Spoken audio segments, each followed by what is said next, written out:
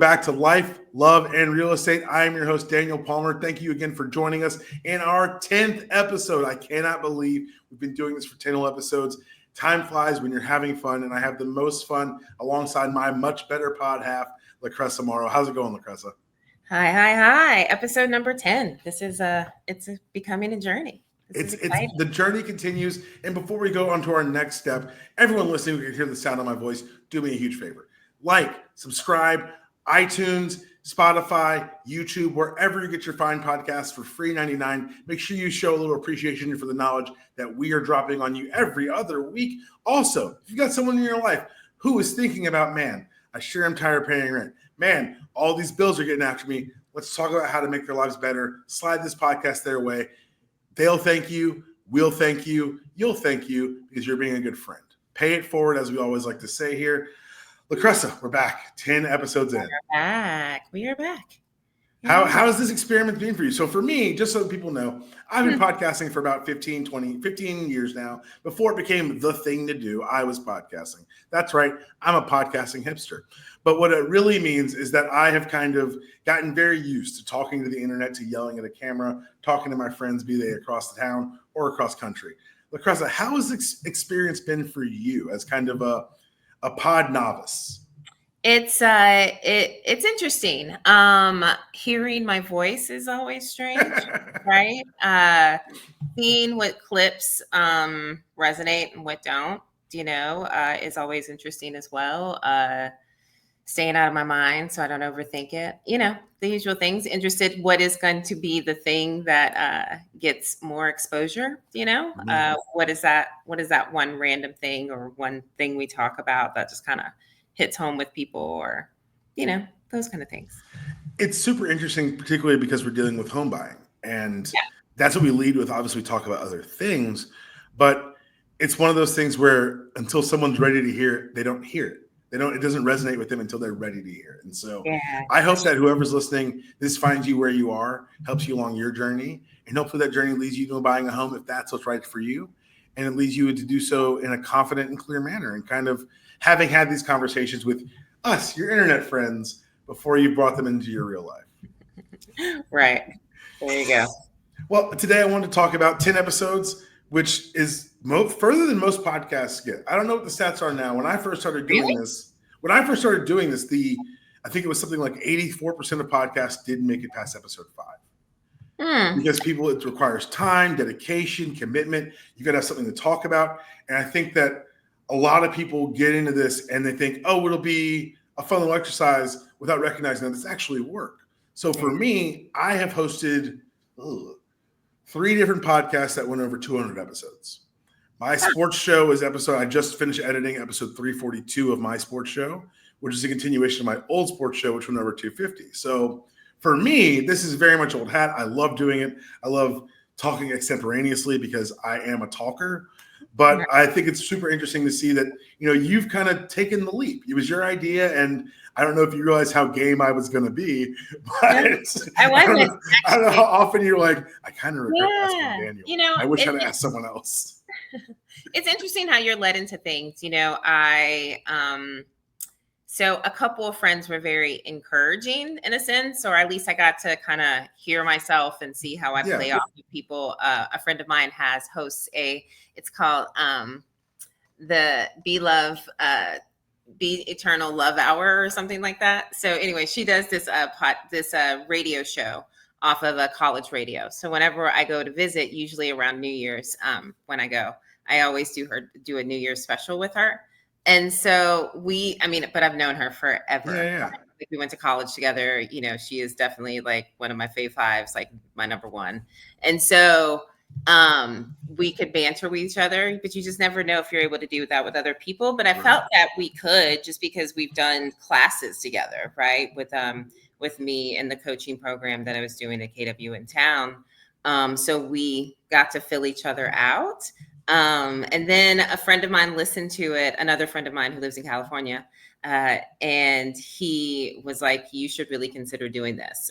He was very encouraging. And it wasn't just you're good at it type of thing. It was a very precise critique. And I was like, oh, this is interesting. It's something that I always thought of doing. I also can be I have ideas and then the follow through is not always there. So to team up with someone who has this experience and you already bring things to the table like equipment, technology and knowledge and history, it makes it an easy transition for me to do this. Well, it's been really interesting for me because famously I talk too much, and famously I would never subject people who have to live with that talking to listen to me talk more. So when people are like, what does your wife think of your podcast? I go, do you think she listens to them? Like, would you listen to them if you were trapped in a house with me? But it's been interesting because this is the only one that she makes a point to listen to. Really? She goes out of her way. This is appointment listening for her. And I said it before, but I'm going to repeat it here. And she keeps saying it to me. She says, this is the closest to Daniel at home that I get. Oh, that's lovely. And it's part of it's because when I'm talking about sports or comic books or anything of that nature, like there's a design bit of remove. I'm talking literally about someone else. Here, this at the core, we're talking about something that one is my job, but two that I actually care about.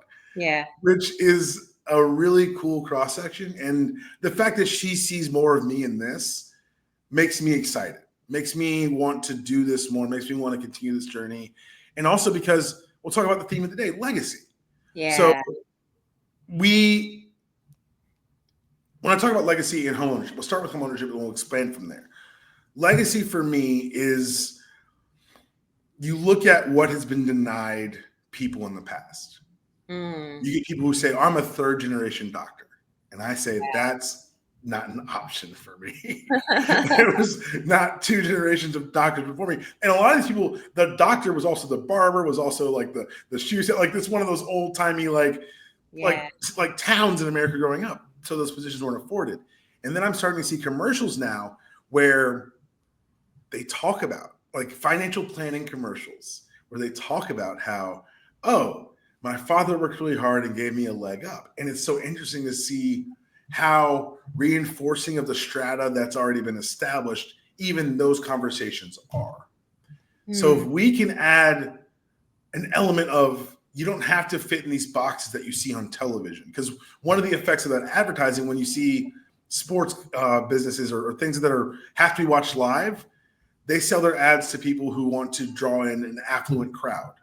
Right. And so if you're the average person watching a basketball game and you see a Prudential money management ad, that doesn't apply to you, and you think that this doesn't apply to you at all, and it never could. And what I think the cool part about what we're doing here is we're opening the door for anyone who wants to hear it and say, you can start a legacy today. You can start a legacy of building, of growing, of teaching, and of handing something down. Because in thinking about the topic for today, you and I are leaving a legacy here. You and I, for as long as the internet's alive, which I was told it's immortal. For as long as the internet's going to be here, someone can go back and say, hey, some of these truisms, some of these things still hold true today. The details may change, but the overarching approach to home ownership, towards generational wealth, towards a tangible thing you can leave behind, those principles are going to hold going forward. And so my favorite quote, I'm a nerd. Everyone knows 10 episodes in, Daniel's a nerd. One of my favorite quotes is from Cato the Elder during the Carthaginian Wars. It doesn't matter. But don't laugh. Annie, I can see you too. They asked Cato the Elder, it doesn't matter who he was, but some youths, they won a bunch of wars, the Peloponnesian Wars, if you must know. And they asked him, Cato, why do you have no statues? And his reply to the children was, I'd rather have you ask why I have no statues than ask why I have one. And for me, that kind of defined my idea of legacy. It's this is all going to crumble. It's like not getting pessimistic, but like time and tide ends all things. But like when I get to like watch my kid do a thing or watch someone say how I made them feel, those are the things that actually last. Those are the things that we're actually able to hand down. And because the industry we work in, we're helping people transfer that feeling into something tangible, into knowledge, into experience, into, like we said, generational wealth. Yeah, I think when, the term generational wealth comes up, right? And depending on the community that you are affiliated with, depends on how much access you've had to that. And so I saw something, I can't remember how long ago, because there's something always coming through my feed, but it talked about how we can redefine generational wealth. I mean, we are in home ownership, right? So we know that that's one of the pathways. At the same time, that first generation might not get the house, right? The first generation might just learn how to manage with the means that they have to be able to provide the education, to be able to get the job, to get the house eventually, right? So it's legacy is an interesting thing, and it's I we are in real estate, and also it should be, there's no should. I would like for it to also be, the character, right? Like your son seeing you serve people versus your son seeing you make a lot of money, I think is a beautiful legacy. And that you can do service and also make money is a beautiful legacy to learn as well, right? Because we also have people who have just given in service, and still was just getting by. So yeah, I don't know if I answered the question or No, not. you did it beautifully, because you took me to where I wanted to go. There are, again, depending on your community, legacy looks different. My grandfather worked in the steel mills in Gary, Indiana his entire life. He put 2 kids through high school. They grew up down the street from the Jacksons. Like, my father was born in 42. So like all this stuff kind of collides. But one thing he said to his sons was, no son of mine will ever step foot in a steel mill. Oh, I have something related to that. Sorry. And no, you're great. This is great. And neither one of them did. My father came down to here, played football at Clark, became an engineer, first 100 employees at MCI, which if you're old enough, you know what MCI is. I just realized I did myself by saying that. My uncle, Stephen Palmer, was the first Black student graduate of the Purdue Pharmacy School. That's fantastic. He took that knowledge, went back to Gary, opened a pharmacy, and ran it till he retired. And so when I say legacy and generational wealth, I'm not limiting it to those things. I love what you said there. It's sometimes what you hand down can be more valuable than the physical or tangible. What sprang to mind when I saw you light up? What sprang to mind? So that's so interesting that your grandfather said that about his children, right? So my dad was kind of, so we moved from Virginia when Daddy retired. We moved from Virginia to South Georgia.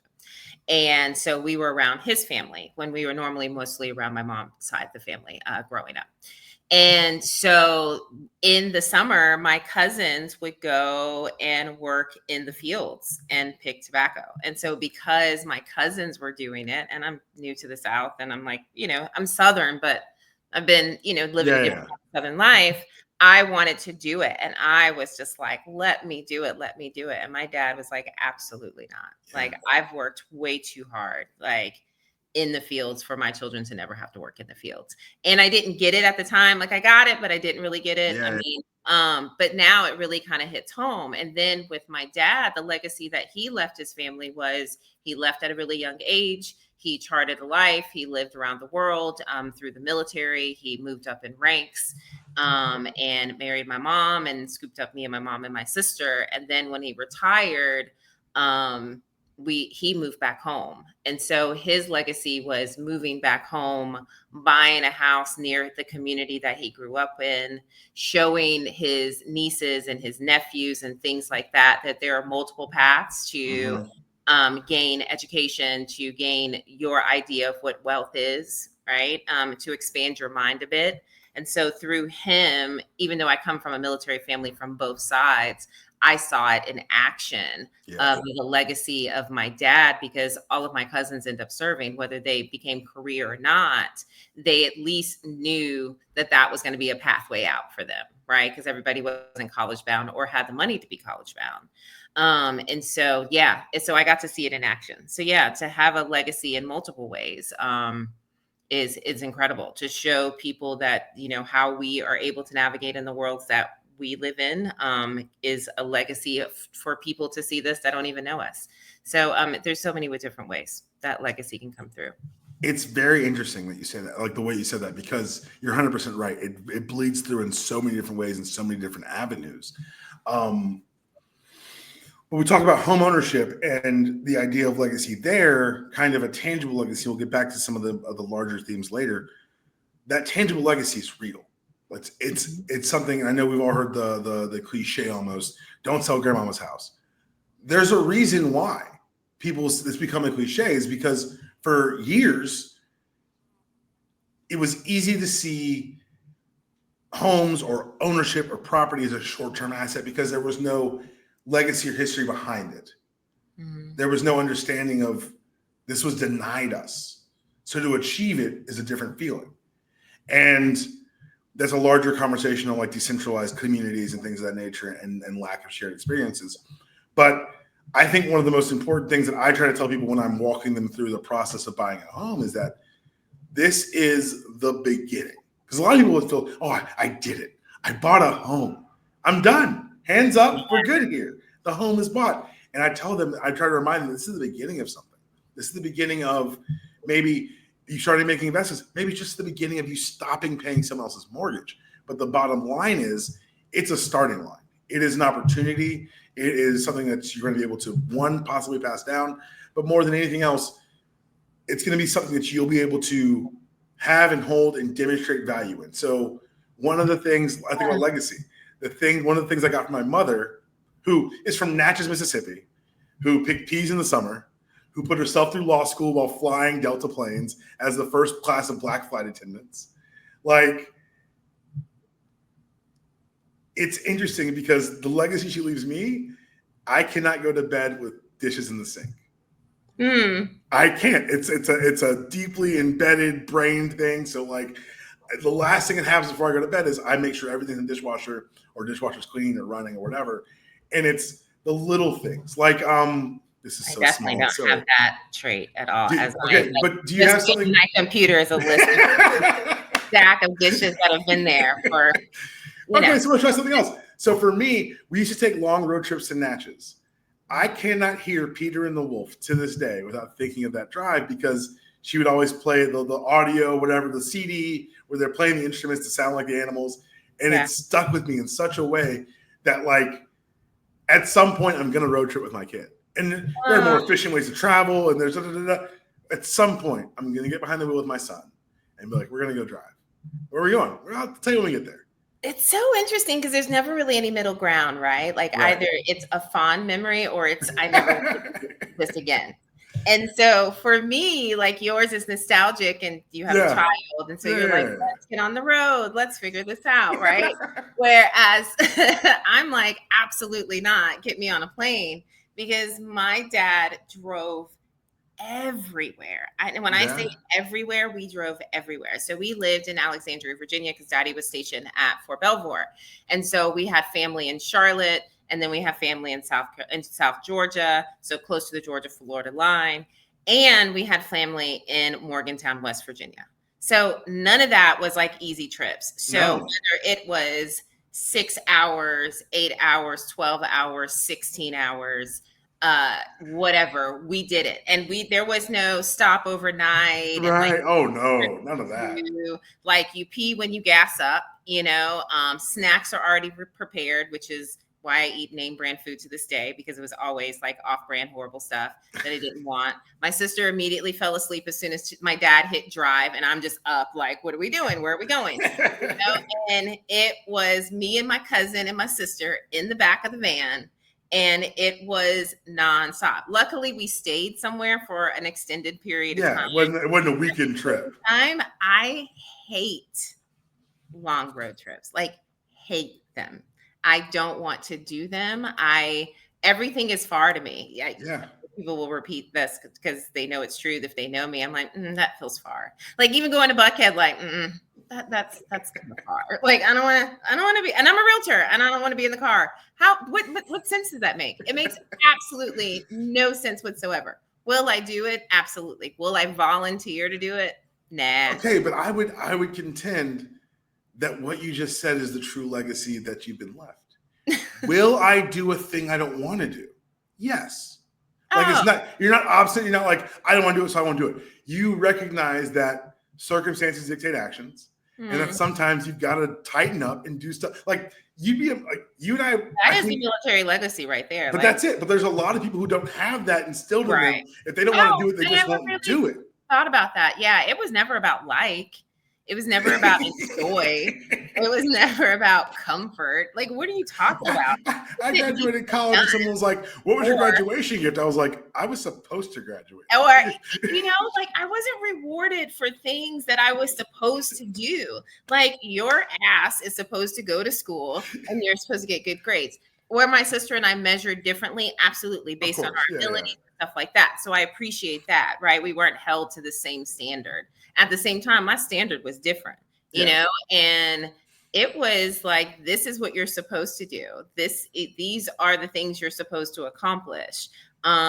My dad, we paid for everything. Like, my dad was a provider, but me and my sister started working at 16. Yeah. We bought our first car. We bought all of our cars. My dad didn't believe in co-signing for anything. He believed that if you bought it, you'll appreciate it more. And then watching friends, and not even friends, but classmates wrecking cars and stuff like that because they weren't responsible for it. I got to see that in action. When you are responsible for it, because your dollars, which means your sweat, is in it, then you tend to take care of it a little bit better. And so my dad he spoiled us, with gifts and things, but we had to work for the things that you're supposed to work for, which is your car, your gas, you want. And so I had a slightly different upbringing in a similar way, because for me, and particularly high school, like junior high school, when sports became the point where it was like, oh, this isn't just an activity. There's a future for me in athletics. Then the rule around our house was you never have a season off. So if I'm playing football in the fall, that's cool. Wrestling in the winter, that's cool. You're going to do track in the spring, or you're going to go join a play, or you're going to go get a job. Like, you're not going to sit around my house. Oh, absolutely not. Not even sitting around. Oh my gosh. So my mother has, dementia. She's in the early stages of dementia, but functioning. Yeah. And my niece will come over and watch her, and my mom will be like, "You ain't got no job or something? Like, kids aren't supposed to be sitting around." She's, and my mom, like, that is just something that has been ingrained for generations.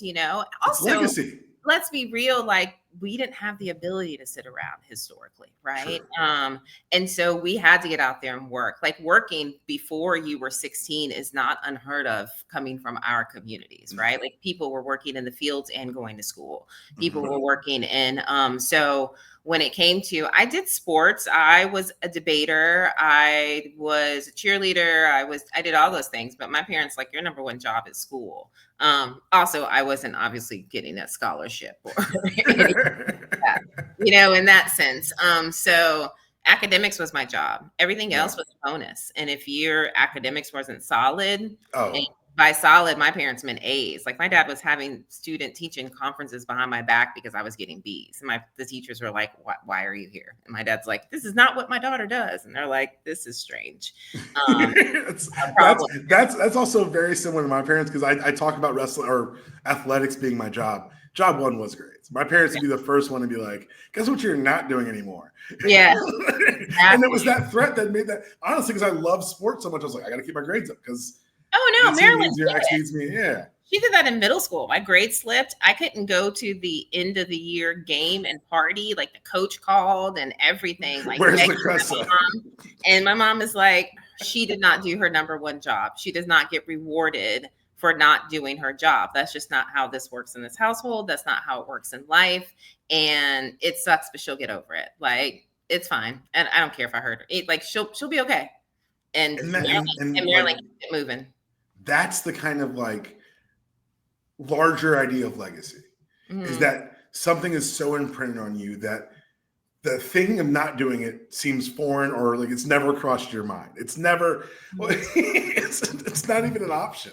And so you watch other people behave in that way, and you're like, that doesn't make any sense to me whatsoever.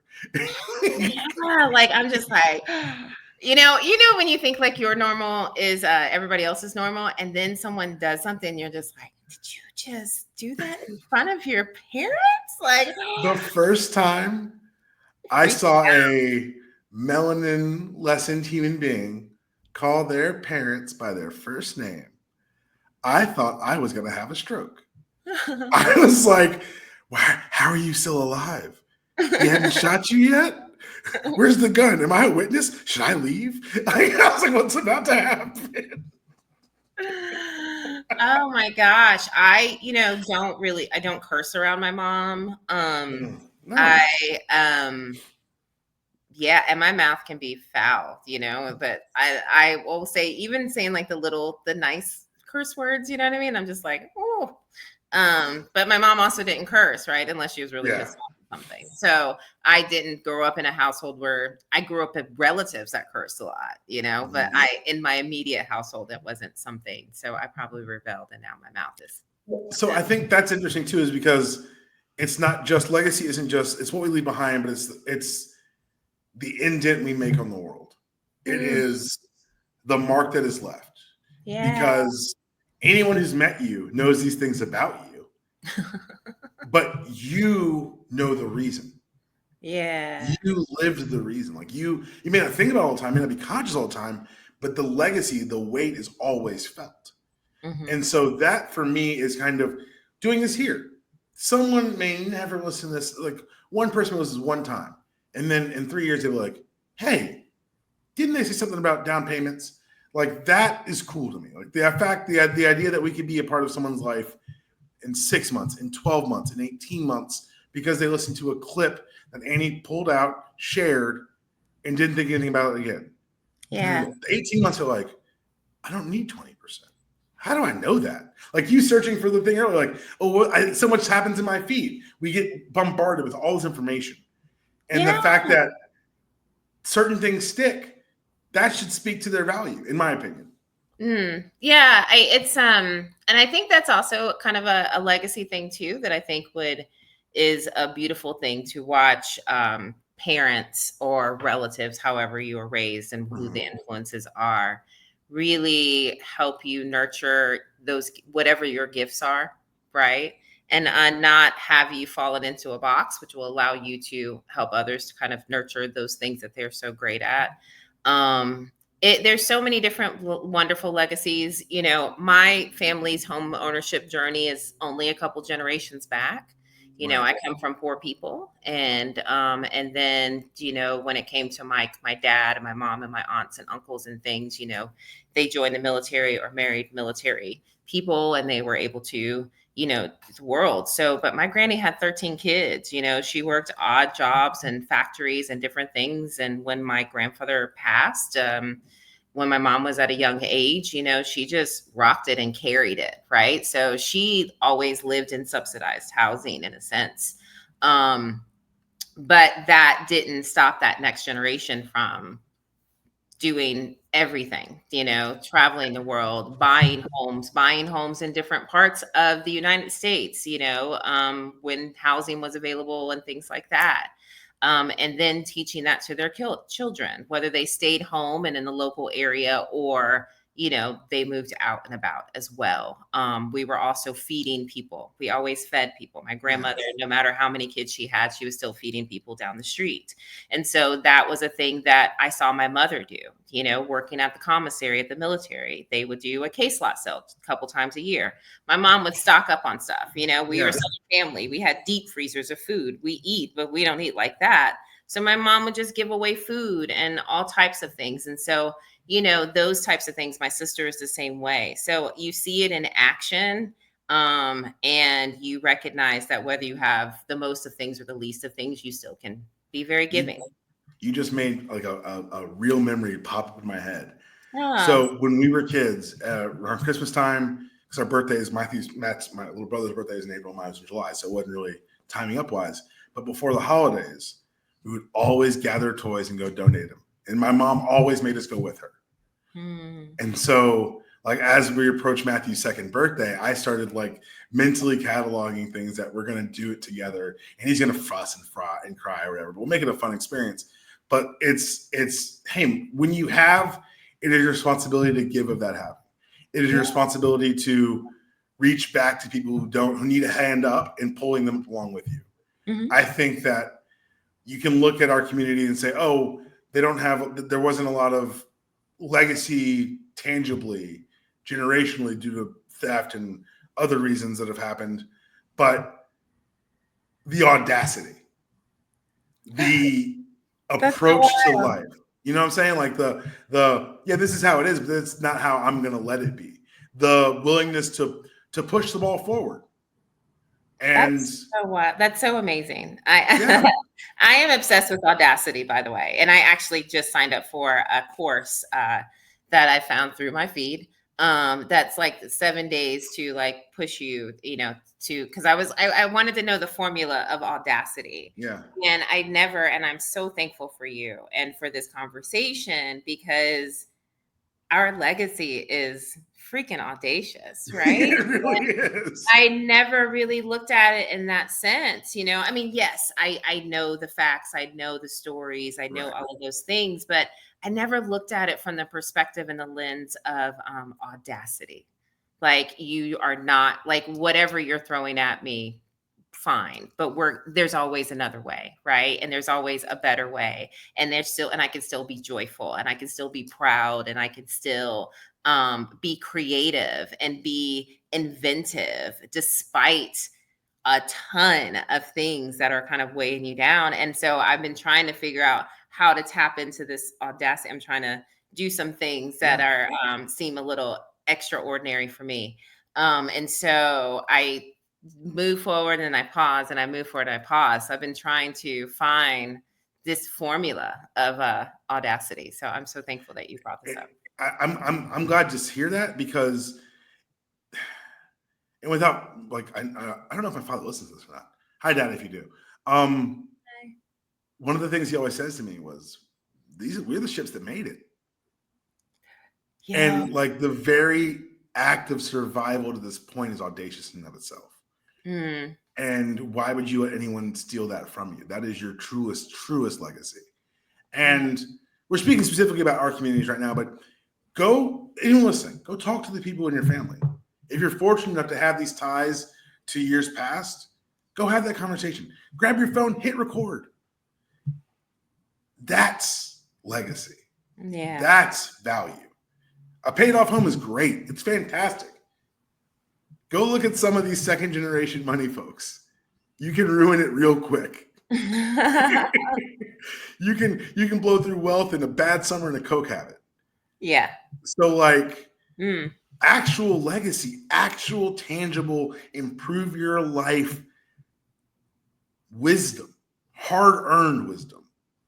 That's the stuff that I'm talking about when I talk about legacy. And yes, this is a mortgage real estate podcast. It's a mortgage real estate space. I am telling you right now, I have a rental house so that one day I ain't going to pay for this kid to go to college. And so one day, like, I'm taking student loans. Like, no, you're not. I just sold the house. Go and stop calling this number.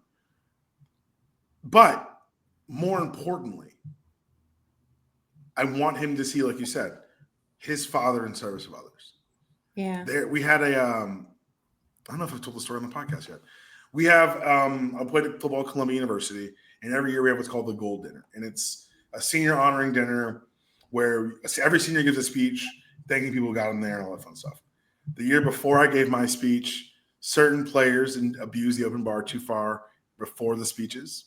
And so it was then moved to after speeches by my year. But the year after, I was a young alumni, and they had like a break on paying for tables. So I went back up for the Gold Dinner for the class below me. And Austin Stevenson, kid from St. Louis, fullback, great kid. I know what he's doing now. I'm not going to talk about it here. But he went up there, and I got there late. He didn't know I was there. I'm sitting in the back with my table, my guys, class of 07. And he's talking about his first week on campus. He said, I'm a kid from St. Louis, Missouri, playing football in New York City. He said, the first person who said, hey, man, anything you need, we got you. You're not alone here. He said, was a man named Daniel Palmer. He said that I always tried to welcome the new incoming class with that same spirit.